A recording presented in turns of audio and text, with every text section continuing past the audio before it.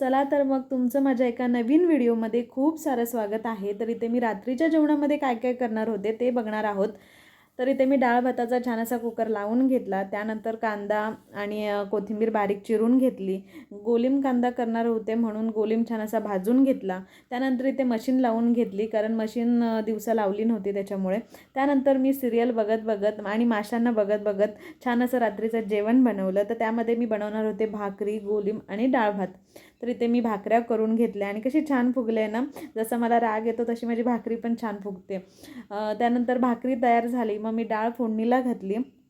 डाळ, भात, गोलिम आणि भाकरी छान अशी तयार झाली होती. त्याच्यानंतर मी बाकीचे कामं आवरून घेतली. मशीनचे कपडेसुद्धा झाले होते ते सुद्धा काढून घेतले. त्यानंतर आम्ही जेवलो.